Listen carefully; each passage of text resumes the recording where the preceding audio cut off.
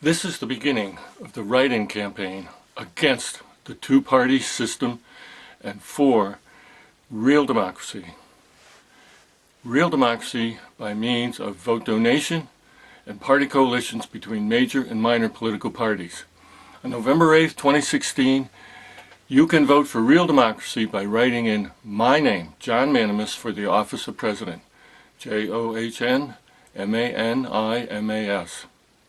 This is extremely important.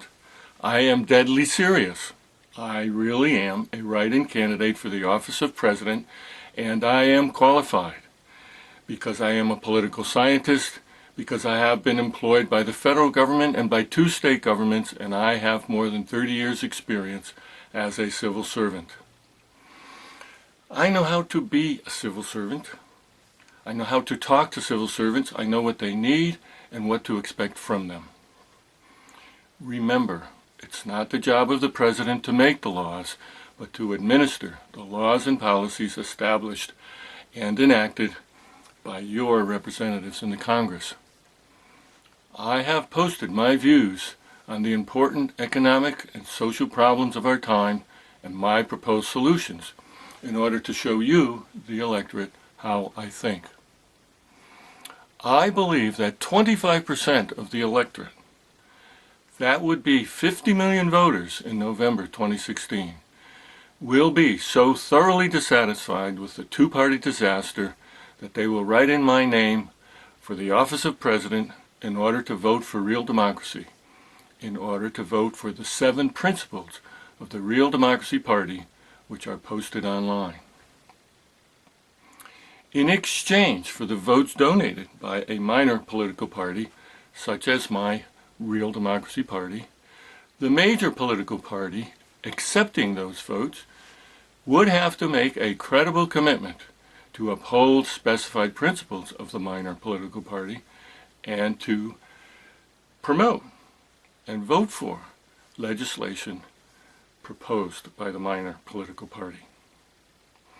This practice would produce real democracy because it would implement the will of the people by implementing the will of the new majority. Your country is in serious trouble, primarily because the two-party partnership has consistently obstructed real democracy by steering the people away from serious discussion of the real issues and the important problems that we need to address. The two-party system has actually become subversive of democracy by proclaiming false issues around personal morality and private matters that are family decisions. Such private matters are protected from government control by our Constitution and our Bill of Rights. We do not elect people to the offices of the legislature and governorships or other executive offices in order to have them teach us how to live our personal lives and how to run our families.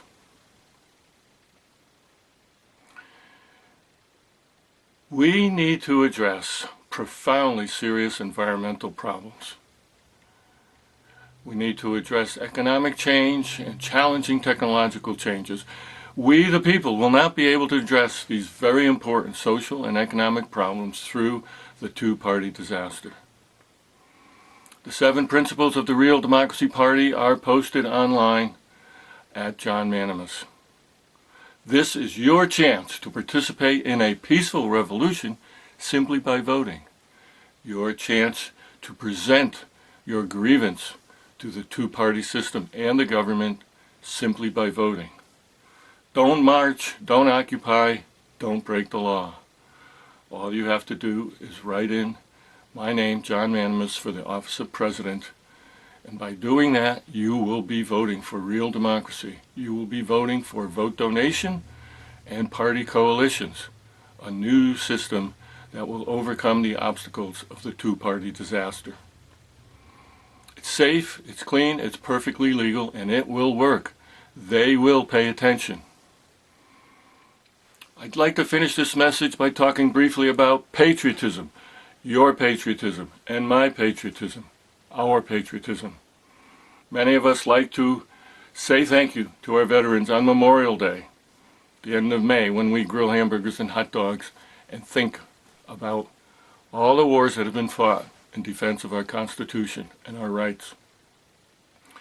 We do that also on Veterans Day, November 11th, a little more focused on our veterans of our times.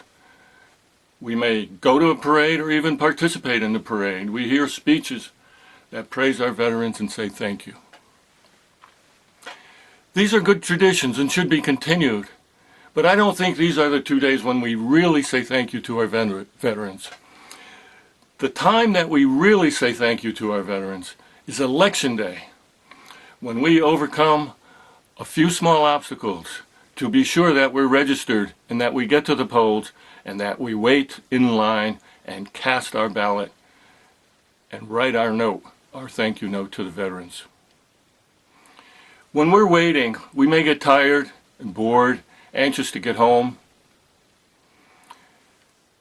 But while we're waiting, we could think of the soldier, male or female, young or old, lost out there in the battlefield after a battle, in the cold and dark, not sure what's going to happen next, wounded, bleeding, afraid.